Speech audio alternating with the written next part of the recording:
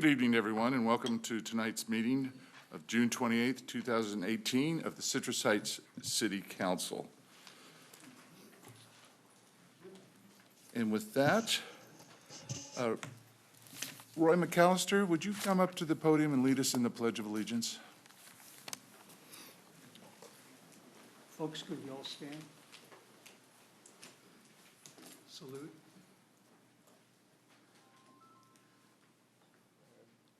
I pledge allegiance to the flag of the United States of America and to the republic for which it stands, one nation, under God, indivisible, with liberty and justice for all.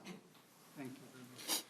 Thank you, Mr. McAllister, and you're going to learn a little bit more about Roy here in a second. Next item, please. The next item is roll call. Councilmember Daniels. Here. Councilmember Fox. Present. Councilmember Slowey. Present. Vice Mayor Bruins. Present. And Mayor Miller. Here.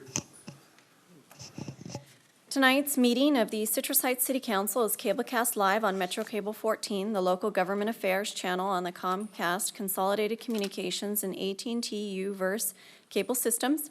This meeting is closed caption and webcast at citrusheights.net. Tonight's meeting replays on Monday, July 2nd at 9 a.m. and again on Wednesday, July 4th at 9 a.m. on Channel 14. And a DVD copy is available for checkout from any library branch. Thank you, Amy. Now for the approval of the agenda. Move approval. Second. Motion is second. All those in favor? Aye. Motion carries 5-0. And next item, please. Next item is presentation number 4 is a recognition of Roy McAllister for his life-saving efforts. Okay, so I'm going to ask Mr. McAllister to come up to the podium. And could Jerry Castagnone join us as well?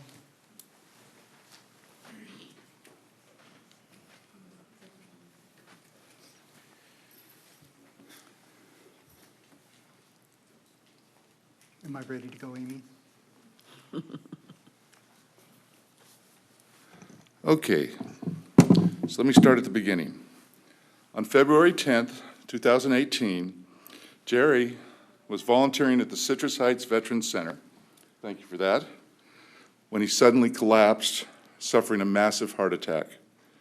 Roy McAllister happened to be volunteering at the Veterans Center as well. Thank you for that.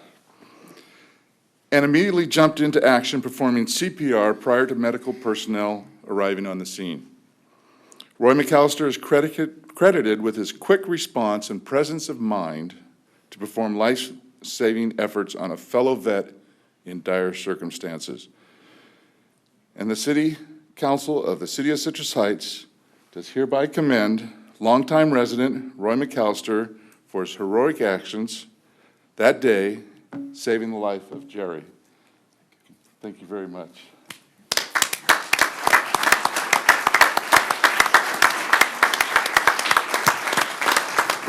We got a photo op and then another presentation.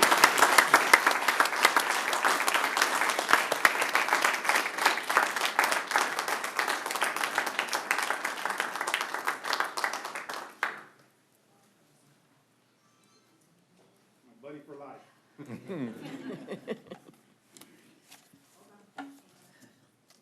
minute, I didn't think I got Steve's head. You got to turn it on there. Yo, you're tall. I gotta go out for you, you're taller than him. Did you remember what filming it this time? Yes, I did.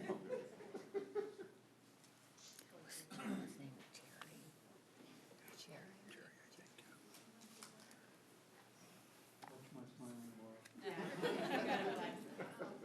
Sometimes I look like baby gas. So my picture's not gonna be that valuable if everybody has it.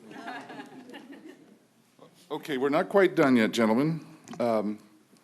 Secondly, I'd like to give you my mayor's pin to place, can we poke a hole in your sweater? You got it, Jerry? Or half a pin. My patient just got it for me.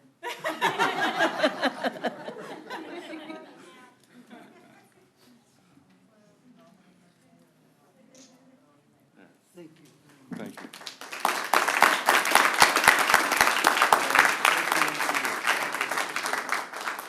Now, come on back up. Without further ado, I'd like to introduce our Assembly member, Ken Cooley. He has something else to say. And that's yours.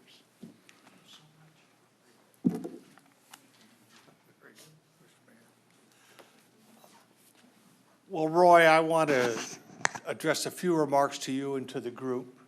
I do have a certificate honoring you for your quick thinking, decisive action on February 10th. But,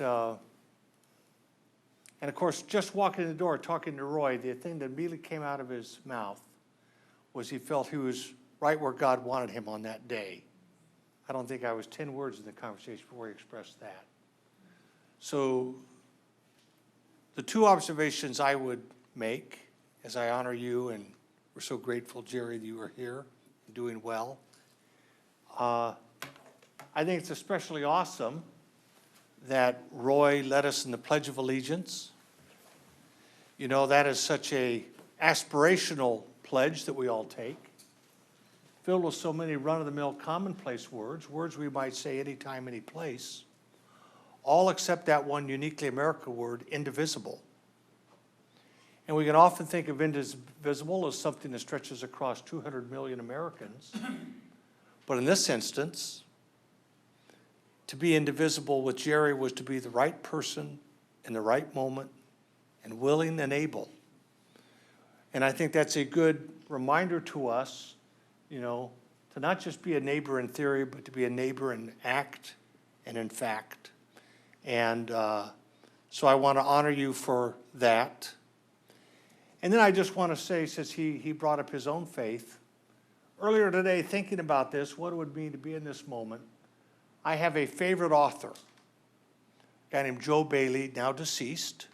Joe Bailey, he wrote poetry. And he once said something, he'd read that the great reformer in the Protestant reformer, the original Martin Luther, he said, Joe Bailey observed that Martin Luther said he had 2 days on his calendar.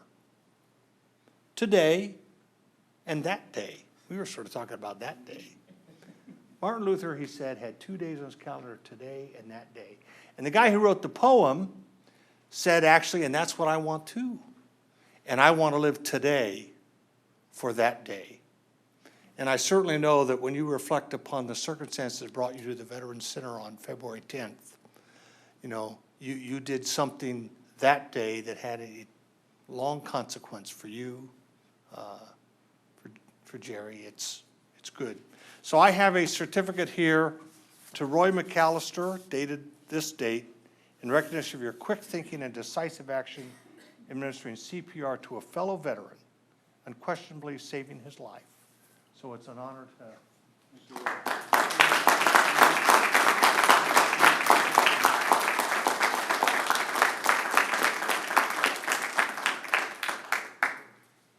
Hang on for photos here. Can you shake hands again? Yeah, I guess we can. Oh, wait, Roy isn't there. We're gonna have a website, Roy, and we're gonna get you. Let's bring everybody. You want to get centered here? Yeah, that's Or you ought to be right here in the center, in front of the, right in front of the podium. Right here.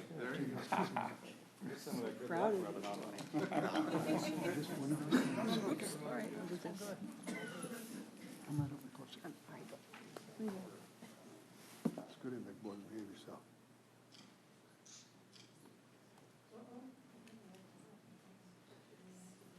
One more round.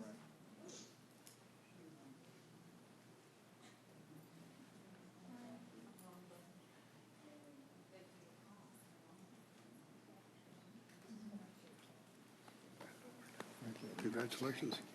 So glad you're with us. Thank you both for your service. Finish up the job this month. We're gonna wrap up. Thank you, sir. Take care of yourself, sir. Yeah. Very good. Yeah. Yes. Oh, it's an honor. Yeah. Very great honor. Good. You're welcome. Great. Sure. Oh, sure, go ahead, sure. We're just talking about friends. Folks, I appreciate all of you coming. And my heart is, when this occurred on the 10th of February, it's a date I'll never forget in my life. Because I had no idea what was in store that day.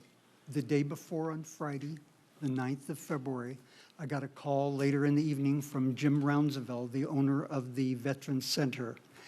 And at that time, he says, Roy, I really need you to open up the vet center early in the morning on Saturday at 7 o'clock because we have some volunteers coming that are from the Carpenters Union that are going to be helping us with the front porch that's coming on. And so I says, well, I've had an allergy attack. I don't know how much I'm going to be worth in the morning, but I'll sure be over there. How long would I have to work on that shift? And he says, well, if you just come over, we have Gene, a male volunteer that we work with that has post-op surgery himself. He had extensive rib surgery, and he was coming in to take over for me on Saturday. And so I said, okay. So I went in, opened up, got the guys started with their saws and stuff, and then went in, and all of a sudden 9:30 came, and there was my friend Gene. Well, Gene sat down for a while and was having a cup of coffee.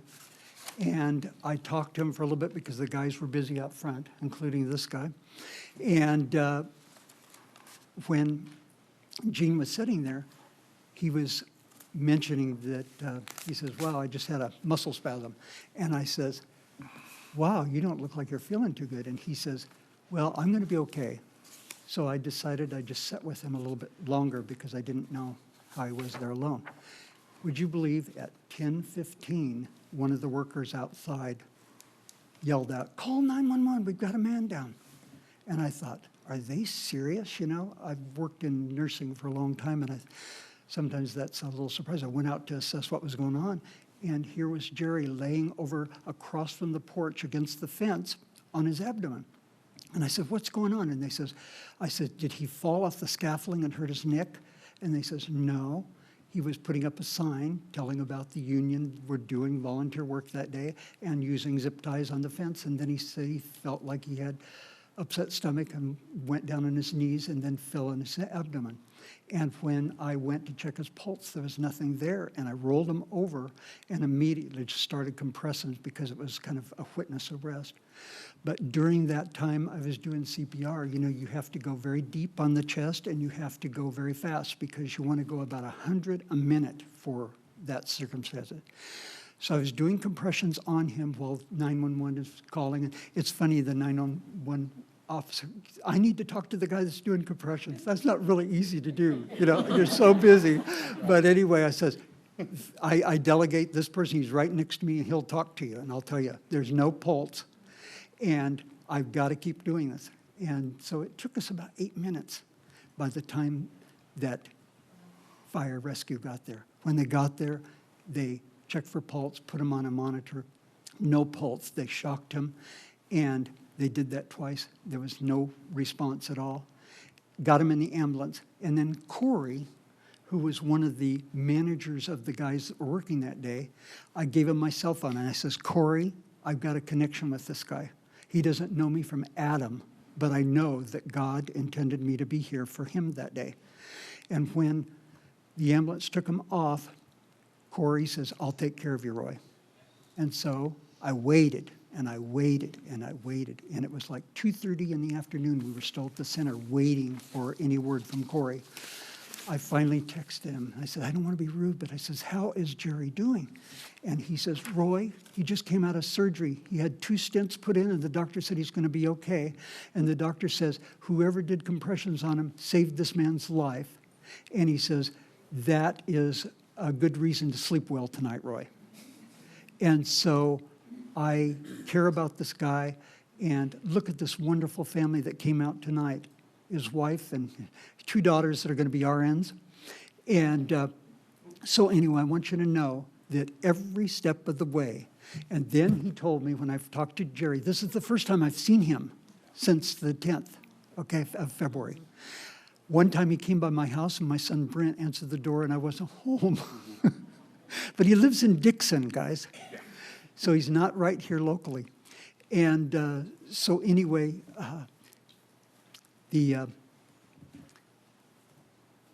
lost my chain of thought. But anyway, it's just that I want him to know and his family knows that we all are blessed to have him back and to know that he's okay. And I just did a little part. Heavenly Father had this all planned out. He had his mom praying on her knees at home. And he says, one thing about my mom in Texas is she's a prayer.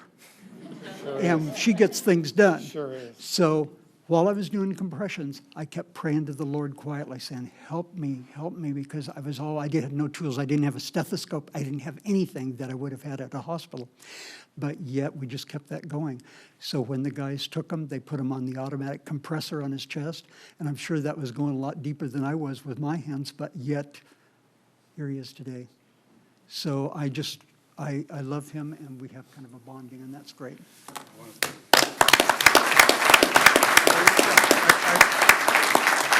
What I'd like to share is that, you know, something like this, when it occurs to you, you can understand life and you can see life, that it's so precious and we enjoy every morning that we wake up. But that it occurred to me, I've always felt that way, but after this incident, it's grown even larger than that. It's so more important to me that when you wake up, it's a lot more beautiful than the way I used to think of it. It's great just to be here and be here among people and not looking down from the balcony and seeing everything. But I want to just say thank you, Roy, and Roy McAllister is a fine example of Citrus Heights. You know, thank you very much.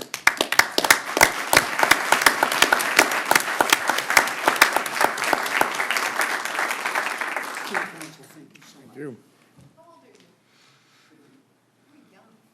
All right. What a great story. I guess we should move on to the next item and get to work. The next item is comments by council members and regional board updates. Brett, would you like to start? No air board meeting today. It was canceled, so no update on that. Before he runs out of the room, I want to publicly thank Assemblymember Cooley, who he shows up, and a lot of folks don't, and he's here tonight, and he's here at all of our stuff, and I just want to publicly thank him for that. And thank you. And then the final thing, thank you to Stones. They put on a nice community appreciation event last Saturday or the Saturday before or something like that. Yeah. Nice little turnout, and again, a definite jewel of Citrus Heights, and if you haven't gotten by there, you need to. Great place to take your family even, great food, great place to watch a ball game, and it's more than just a casino, so get over there. That's it. Thank you. Mr. Fox. We had, well, I was at Stonefest also, and it was a great celebration, I think, for the community, and obviously Kermit and the crew do a wonderful job, and the Stone family. We had a Sunrise Marketplace mixer this week, meeting with some of the city's merchants and leaders and some of the executive folks from SMP, and then some of the electeds from here in the community. It went very well, I thought, and gives us a time together socially just to talk about some of the things that impact all of us. CHPD had their 12th annual award and honor ceremony, went off beautifully this year. Wonderful celebration of our police department and their personnel. We had the CH Chamber of Commerce elected officers reception and lunch for the elected officials. I think it's once a year they do this, and we get a chance to meet again with the community. And it's a good thing for us to do simply because it keeps us appraised of what's going on for some folks in the community that we normally would not see here in a council meeting. And for that reason, I think it's a valuable expenditure of our time and our efforts, because these are, like our citizens, they may not own homes or live in our community, but they own businesses and they work in this community, and they spend a lot of time and effort and finance for what goes on here. And so it was a good opportunity. And then the last one for me is the Sacramento Cable Commission. We did have our meeting today. Finally, the budget approval went through, all of the additional items and things we had to cover. We got an update on our various litigation things that were happening, and the Cable Commission was once again funding several of the public access radio and TV programming that we see, and that went off very well today. Those folks all came and spoke, and have reported some wonderful changes over the last year in their coverage and in their viewership. So that's it. Thank you. Jeff? Sure. SACOG meant, and I don't know if any of you have heard of what's called Civic Lab. It's basically funding that SACOG put together for various groups to try different things. I mean, as an example, there's a group trying to put together a phone app for traffic up at Apple Hill. A lot of places up there, but everybody seems to get caught on the same two roads. I know Mary Poole from Citrus Heights is representing us on a committee that's looking at all sorts of different types of mobility issues. But I think the neatest thing about this, there's about 8 groups that got funding, is unlike other grants, if you will, yes, you have to have an idea, and yes, we hope they work, but we also probably estimate that 30 to 40% of the groups will fail.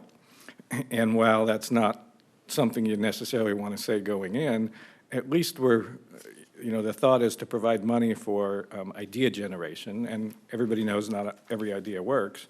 But the point is, I think they got 25 applications for, we thought we'd get 3 or 4. We got 25 applications and decided to fund 10 of them. So more to come. There's some really interesting stuff. I went to the local government commission on a meeting on biofuels. Probably not so applicable in Citrus Heights, but this region, if you will, particularly Yolo County, is the highest per capita producer of walnuts and almonds. And if you think about it, 90% of the ones you buy are shelled. Well, what do they do with the shell? Essentially, there's not a lot they can do. They pile them up until they get too big. They can grind some up for ground cover. But there's a couple companies looking to create a biomass, biofuel place out in Yellow. The problem is the California EPA requirements almost make it prohibitive. But amazing how much tonnage of shells are sitting out there in Yolo County that can be doing a lot of different things. The library board did not meet. There's no... We had a special meeting particularly about union negotiations, but otherwise that was it. We didn't have any 2x2s, so I'm good. I'm done. Jeannie? Thank you. Attended some of the meetings that have, in advance that have already been announced, so I won't go through that again, although I just want to restate the experience of our 12th annual Police Department's award ceremony. It's a highlight of the year for our police department, and not only are our officers honored for their deeds throughout the year, and we celebrate the new officers, we celebrate the promotions, but we also provide awards and celebrate for citizens who have done heroic acts throughout the years, some putting their needs aside and saving the life of or impacting the lives of others in our community. And that just brings special joy to my heart because our community is full of folks like that. I'm just so glad we can honor some of them every year. So I'm going to look ahead. Well, first of all, I just also want to say that last Saturday was our parade, and that was always fun as always, and thank Rotary for putting on the pancake breakfast as they do every year. It's something to look forward to after the parade. But moving forward, we had a PAL board meeting this past week, and just want to remind everybody that our events for the summer include an extreme camp for kids starting the week of July 9th, all week long. It's going to be at San Juan High School, and it's going to include all kinds of sports and athletic challenges, martial arts, soccer, basketball, and other things. Can't remember them all. And you can get all the details on the PAL website, which is a link from the city's website. So it's a great thing for your kids to participate in. And then following that, on July 22nd out at Coon Creek, we're going to have our second annual trap shoot. And so if you know anybody who would like to compete in that, it was a lot of fun last year, and they have a, they have contests for the kids that are BB gun contrast shooting at a target, and they get prizes as well. There'll be food and beverages, and it's a fundraiser for PAL. So that's coming up on July 21st, Saturday in the morning, and then in the afternoon, we have our community camp out at Rush Park, which is our suburban version of a campground overnight. Don't even know how many years we've been doing it, but it's fabulous to see all the families come together in tent camp. And the council cooks hot dogs. We've got a water balloon fight. We've got our dark night community come out with their telescopes so you can get a good look at the moon and Saturn. And it all wraps up the next day with a pancake breakfast on Sunday morning. So those are our summer activities, and I hope to see some of you out there. And I had no other board meetings since our last council meeting. Thank you, Jeannie. Well, for myself, last Wednesday, on June 20th, I attended the Capitol Corridor JPA meeting on behalf of Sacramento Regional Transit. Nothing major to report. They did transfer management of Wi-Fi services from Amtrak to the Capitol Corridor program, and they'll actually, in conjunction with Caltrans, so I think we're going to see some improvements, and that's one of the great things about riding the Capitol Corridor is the power and the Wi-Fi, and it is a comfortable ride. We also were updated on the marketing and communications plan. I don't know if any of you have ever tried taking the Capitol Corridor down from Sacramento to the Bay Area. You can go to Richmond and transfer to the BART trains and ride it all the way into San Francisco. It's a great way to go, and on Saturdays, I believe it's buy one, get one off free, so it's a great way to try it when real flexible. There's trains almost every hour. You do get a ticket with a time, but if you're gonna be a little late, there's ways to change that time and everything. So I really enjoy traveling on Capitol Corridor and being on the board of directors. On Thursday, the 21st, Al and I met as the Transportation 2x Committee, and we went over the Citrus Heights Comprehensive Transit Plan, which was also introduced to the entire council at tonight's study session. Did attend the Chamber Elected Officials event over at Northridge Country Club, and that was a fun event.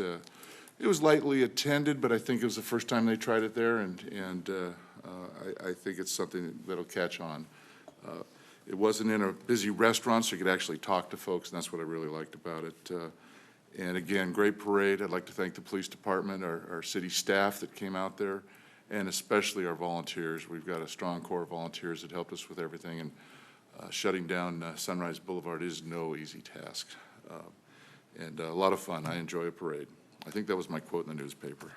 Anyway, so word for word. That's all I have, so we can move on to the next item. Next item is public comment, and members of the audience may address the council on any item of interest to the public and within the council's purview, or on any agenda item before or during the council's consideration of the item. If you wish to address the council during the meeting, fill out a speaker identification sheet and give it to myself. When you are called upon to speak, step forward to the podium and state your name for the record. Normally, speakers are limited to 5 minutes each, with 30 minutes being allowed for all comments. And any public comments beyond the initial 30 minutes may be heard at the conclusion of the agenda, and the mayor has the discretion to lengthen or shorten the allotted times. Thank you, Amy. And I have one speaker card, so Kim Fairfield, something's bugging you.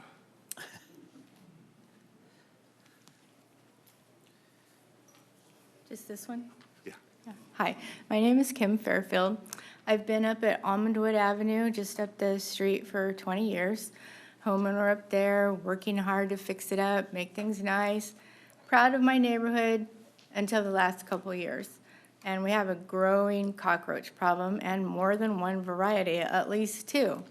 So I'm on the neighborhood app next door, and I notice there are other people complaining about it. I've been here 40 years, and where are these cockroaches coming home?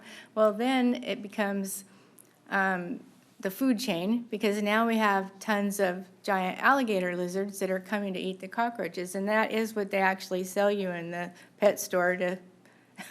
So anyway, Then somebody posts that their pest control guy says, well, the problem stems from, a lot of it anyway, that we are no longer spraying in our sewers, et cetera, because of health concerns, environmental concerns. And then I'm thinking, well, okay, that's good. However, myself and other neighbors are having pest control now, and I'm going to buy stock in Home Depot because of all the home defense I'm buying and spraying around, just trying to keep them at bay. But they're all over the yard, they're in the garage, you walk outside on the patio and you're crunching on them. It's pretty disgusting. And up until about 3 years ago, I had never seen one at all. Now, these are giant cockroaches. They're not just little. They're not the kind that are supposed to come in your house, but I'm thinking, well, if they get bad enough, they're probably going to come in the house. And then I have a crawl space that's, 3-4 feet underneath the house that's all dirt under there, and they like to get under things and under the dirt. So then my next thought is, well, how many are going to be in that dirt under the house that I can't even get to? And so what's going on with those? Well, I appreciate your comments. I don't have an answer. Bugs and spiders, are Yeah, pests, yeah, and I don't think that's anything the city covers. Rhonda, can we look into that and see? And I hadn't even heard of treating the sewer. Jeannie's on our sewer board. Did you do her? I never heard of that either. I haven't heard any discussion on a change in policies, but we definitely will look into Yeah, it. let's look into it. Yeah, because it's gonna bring our whole city down, like, we're not gonna end up being the nice city that our people aren't gonna wanna live here. Nobody's gonna wanna buy homes here. It's gonna bring my property value down. What part of the city do you live in? I'm sorry, I missed that. Oh, right up the road here, on Almondwood. Oh, in It's Almondwood. right across from that Veterans Hall. Right. Yeah, Yeah, that's Okay. close to my house. Ugh. yeah. And look on next door, because a lot of people are having problems, and then the alligator lizards are coming, and people are even having some of those in their house. I saw them outside. So did the pest control person tell you that they think the source is coming from the sewers? They said they heard that was part of the main problem, was I'll check into that that. the city no longer, and I don't know if it's just Well, in the this- heights or everywhere. Well, the sewer system is not run by the city, it's run by the regional sanitation district, which is regionally. Okay, yeah. So I will check into that for you. Great, thank you. Yeah, so sorry. Yeah. Sounds awful. It took a lot of courage to come here and talk about that, and I bet.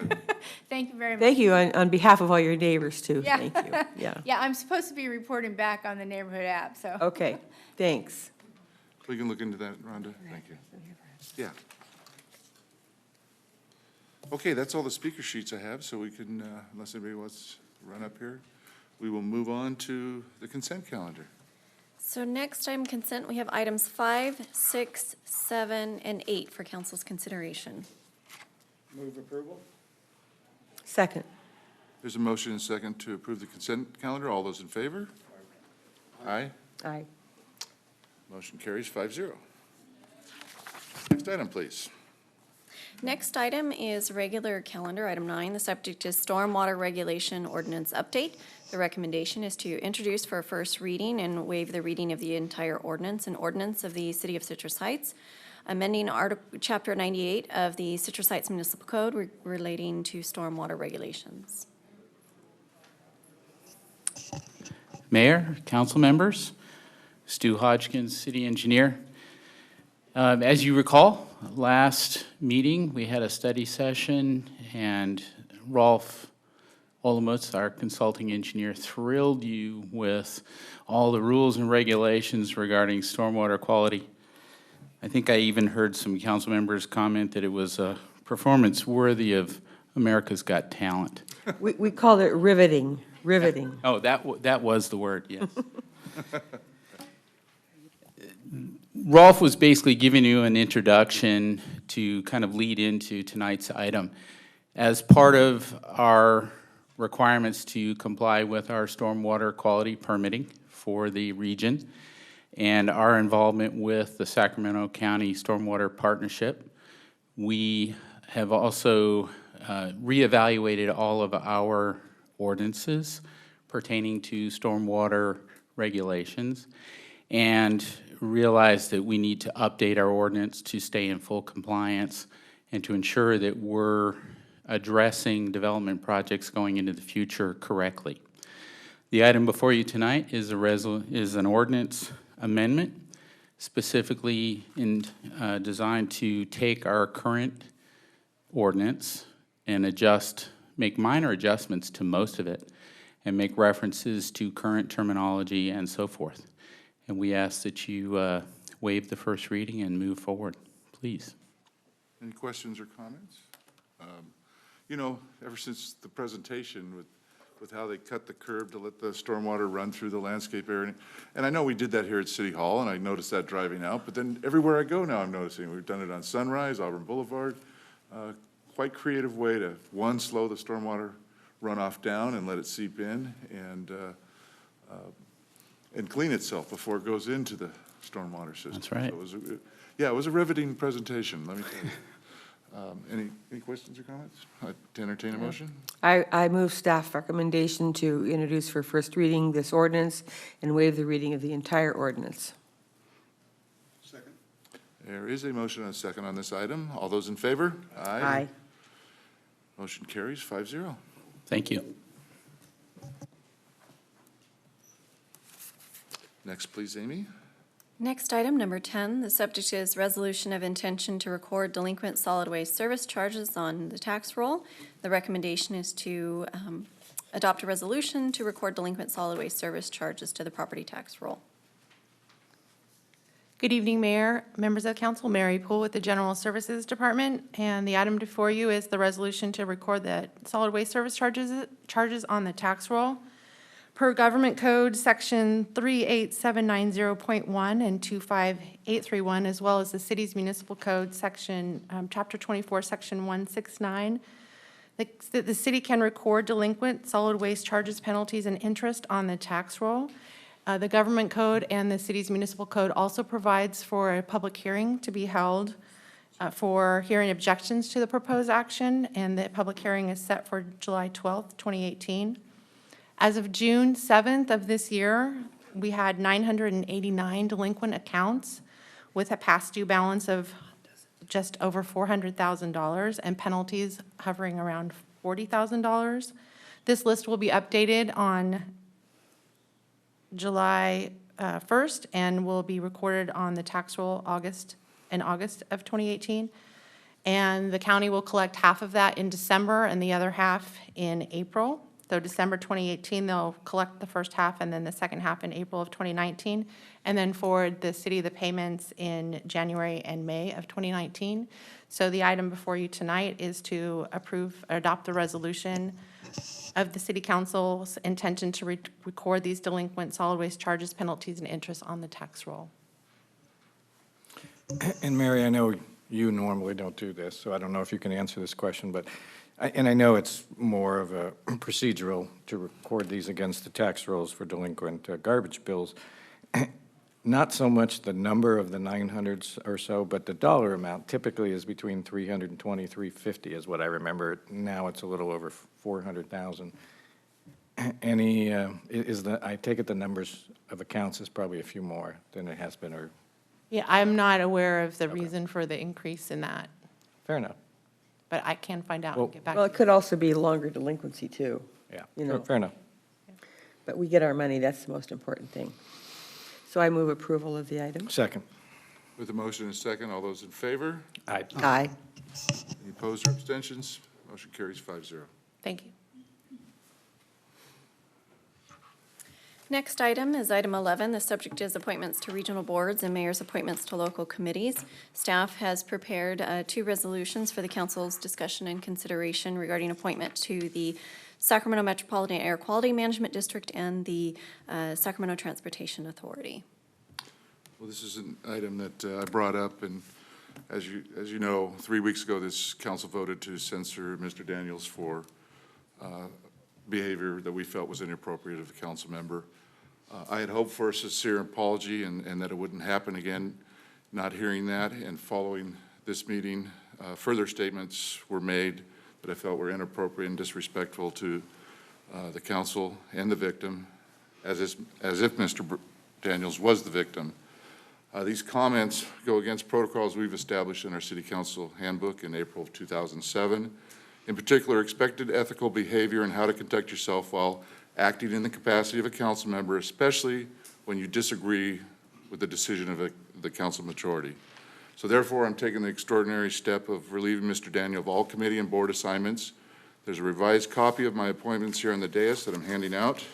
And we do need 2 resolutions, and my appointments are on those. So if there's any questions or discussion.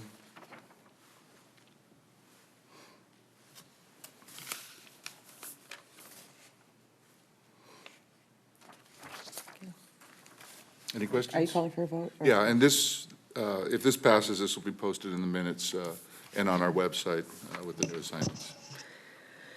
Let's see, what's this one? Need one for Air transportation. quality? Okay, so I move the resolution to appoint L. Fox as the representative from Citrus Heights on the Sacramento Metropolitan Air Quality Management District, and I will continue on as the alternate.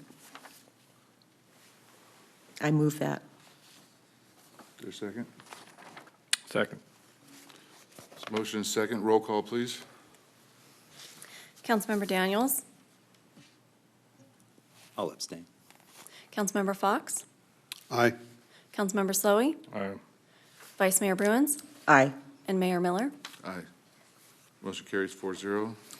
I'll move the second one to appoint myself as the alternate to the STA with the understanding that Mr. Fox never miss a meeting, because that's really a difficult time for me.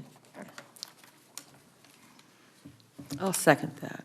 So motion second. Roll call, please. Councilmember Daniels? Abstain. Councilmember Fox? Aye. Councilmember Slowey? Aye. Vice Mayor Bruins? Aye. And Mayor Miller? Yes. Motion carries 4 with 1 abstention. And that's all I have on this item. The next item is department reports, and we do have 2 very brief reports. The first will be a report by the Citrus Heights Police Department.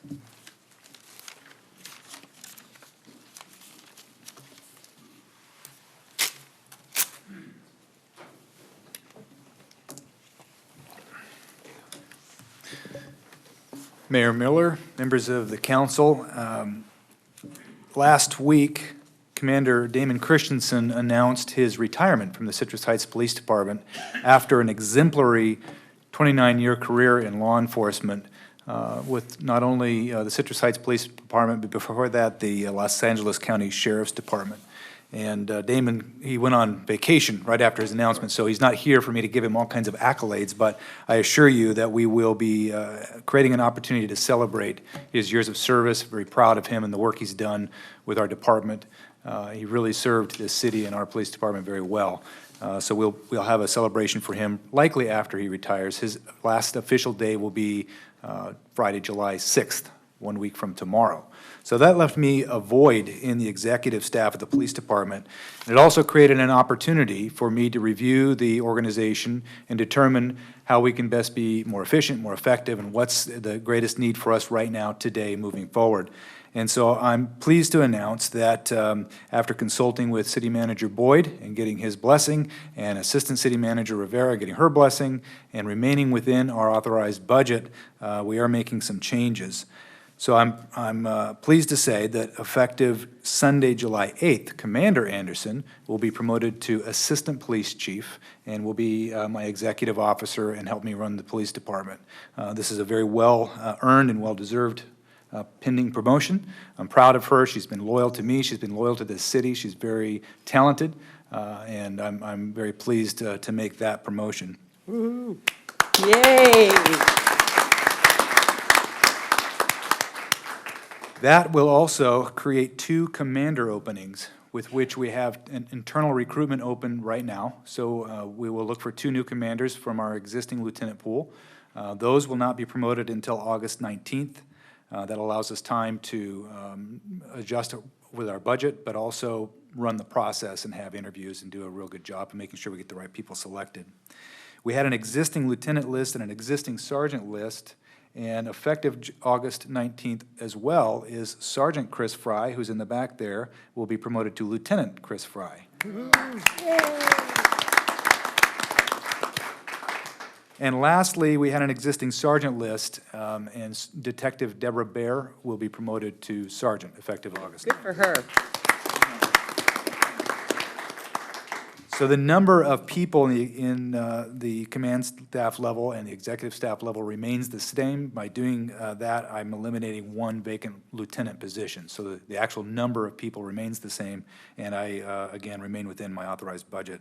But this allows us to do some very unique succession planning. It allows us to build for the leadership of the future, and it allows me to have a partner in running the police department. And I know Assistant Police Chief Anderson will be just as accessible to you and our community as I have been. Good job.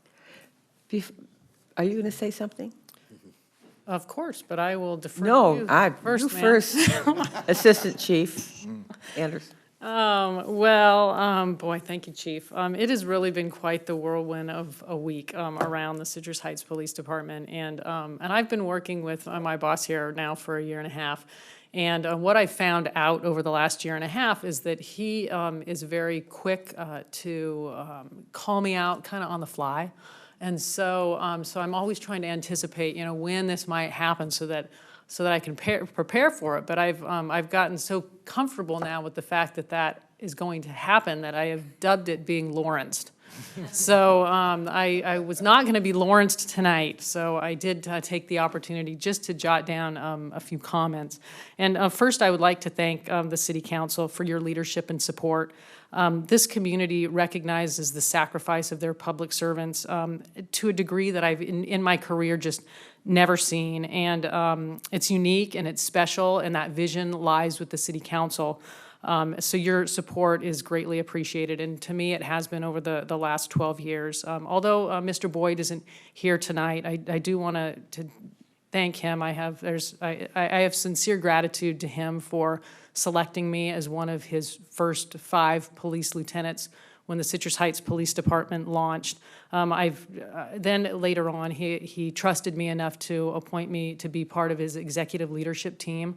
There's not a day that's gone by that I've regretted that decision to come to Citrus Heights. I mean, this community is just absolutely fantastic. It's just a dream job opportunity for me to continue my career here in Citrus Heights. And over the years as well, I've been extremely impressed with the skill level of our Assistant City Manager, Rhonda Rivera, and our Community Services Director, Rhonda Sherman. I want to thank you both for your partnership and the support of your teams. In my new capacity, I want you to know that I'm committed to working cooperatively with you to ensure that our City Council and City Managers' objectives are met. Which brings me to my boss, Chief Lawrence. I just have a tremendous amount of respect and admiration for this man. And I'm just really humble that you've placed your trust in me to lead the police department with you. And I'm just so honored to serve the city of Citrus Heights in this new capacity. So thank you very much.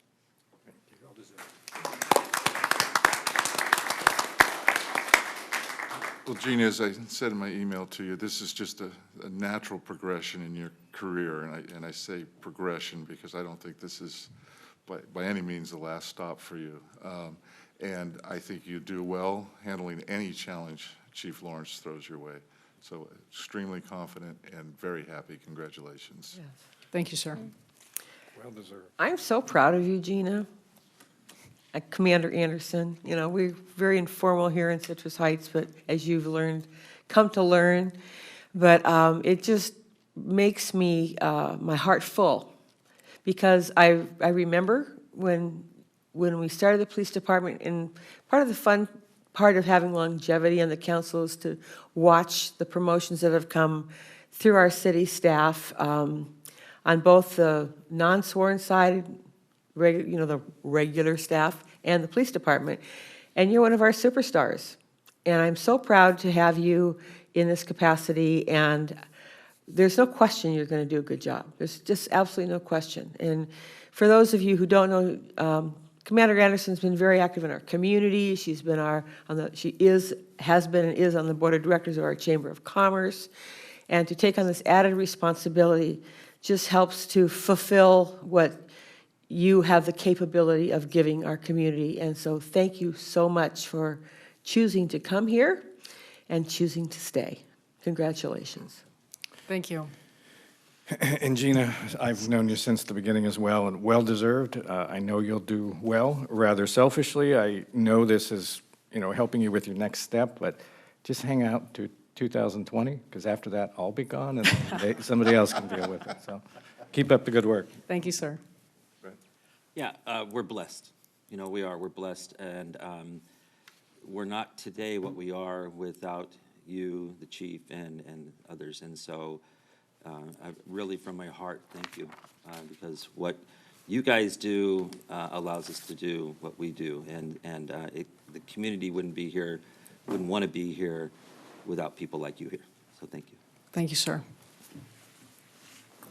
I think the vision of the Citizens Committee, when we voted to start the police department, has come around once again to prove to be true and correct. Right time, right place, right people, and the results far beyond anything we as a committee could have ever expected. And for that, I thank Chief and you and all the group together, but especially you, because you've taken such a leadership role and brought up a whole group of young officers and as part of that command staff that doing things that we never see. And I appreciate that. I did tell you in your office, though, that I do have a contract here for you. It says that you will not leave the Citrus Heights Police Department, at least until sometime after 2022, unless you get a chief's job someplace. Yeah. Thank you, sir. And I don't think that'll hold, but I'll sure try.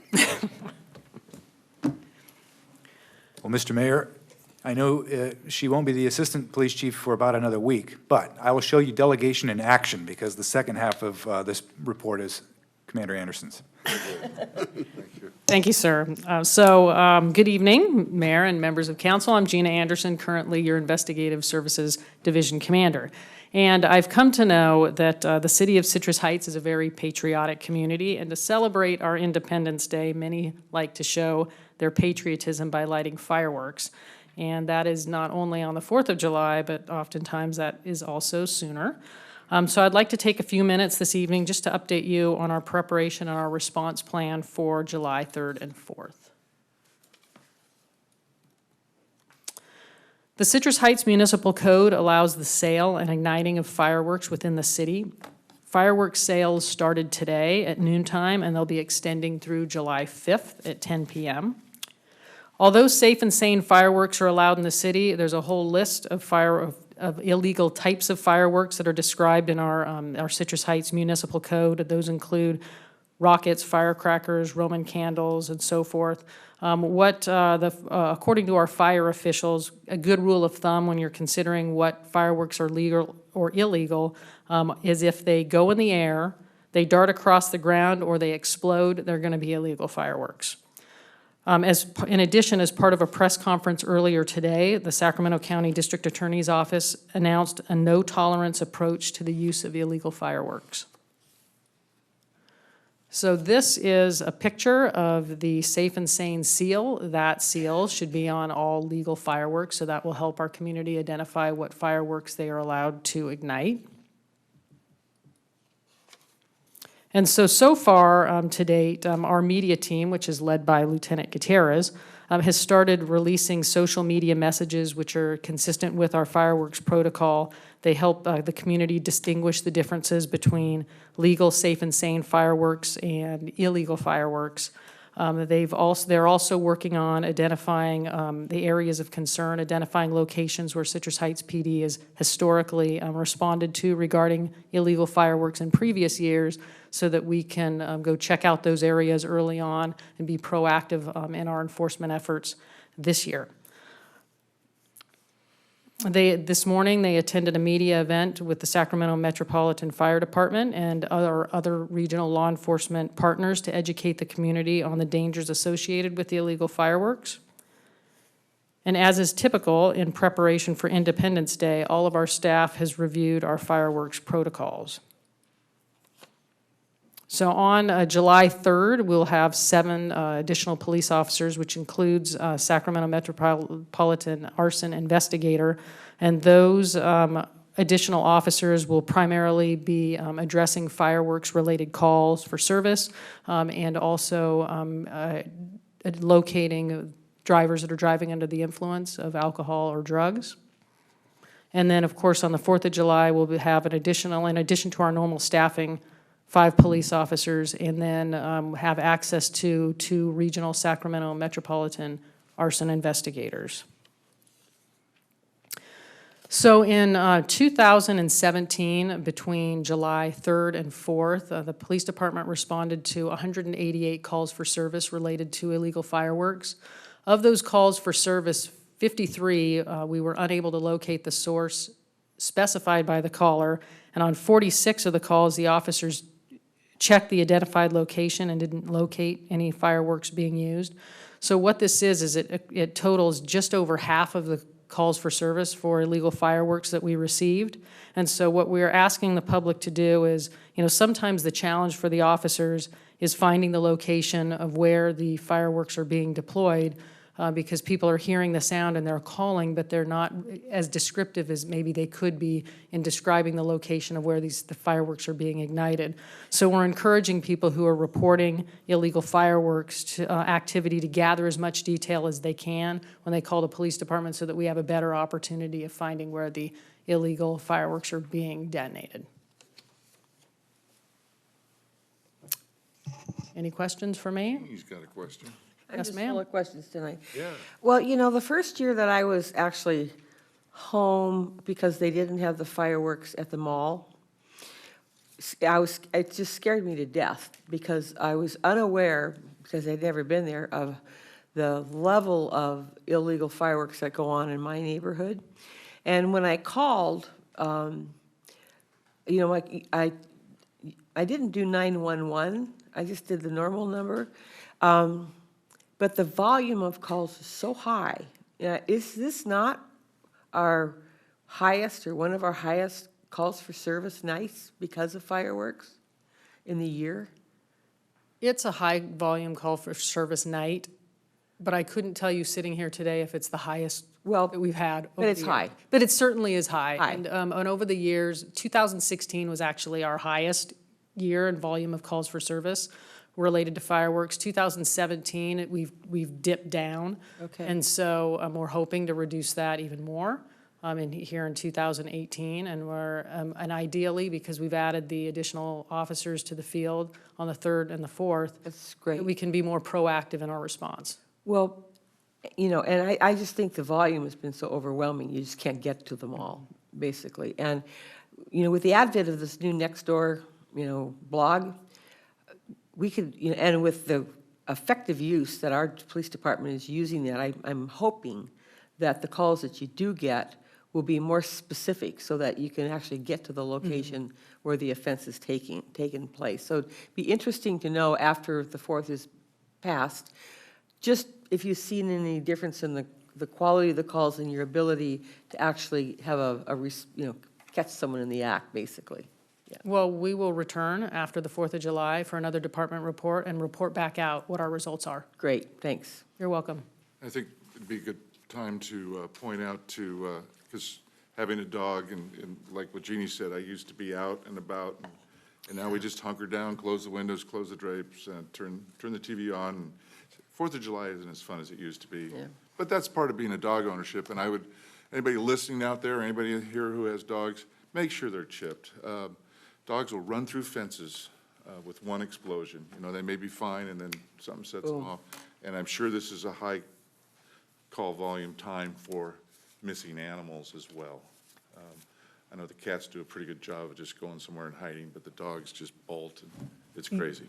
Thank you for those comments, sir, and I got an interesting tidbit of information this afternoon. Our CSO, Larissa Wasilewski, took this picture that's on the screen today for me, and what she found was that this fireworks package, the Perfect Show, is completely silent. And so if you do have animals, and you're afraid that you're going to scare your animals with the noise from the fireworks, you can there are options for you to purchase a silent package of fireworks in order to reduce the likelihood of that happening. That is great. Yeah, Good. comes with subtitles and everything. Boom. Thank you for your report. You're welcome, sir. Assistant Chief. Thank you. Just one more brief department report. As the council knows, traditionally, the second meeting in August, we cancel the meeting because of the lack of items that we have. However, this year, the annual League of California Cities Conference falls September 12th through 14th, which happens to be the same week as the council meeting on September 13th. We have the vice mayor attending that conference, as well as the city manager and 2 executive staff members. Therefore, we don't have any items currently scheduled for the September 13th. Therefore, we would plan on holding both August meetings and then cancel the September 13th meeting unless there was something that needed to be brought forward to the council members that are here. Okay. So unless there's any questions regarding that or So concerns. we could pretty much plan on the September date, first. Yeah, canceling of the first meeting in September. Yeah, good. But that's it. Next item, please. The next item is items requested by council members or future agenda update items. Do you have anything? I just want to publicly thank our police department for responding to the desires of my young neighbor. I have a teenage neighbor girl who I was just chatting with recently, asked her what she wants to do after high school, and she said she wanted to be a SWAT officer. So I arranged, through the chief, rather quickly, a ride-along for her, and it happened yesterday. And to you, Chief, and to Lieutenant Gutierrez, and to Officer Taylor, and anybody else who was involved in her experience, she's floating on cloud 9 right now. I mean, she wants to be a SWAT, even outfitted her in a whole SWAT outfit. It was amazing. So thank you for making this young woman's day. Thank you. Very good. With seeing nothing else, then we're adjourned.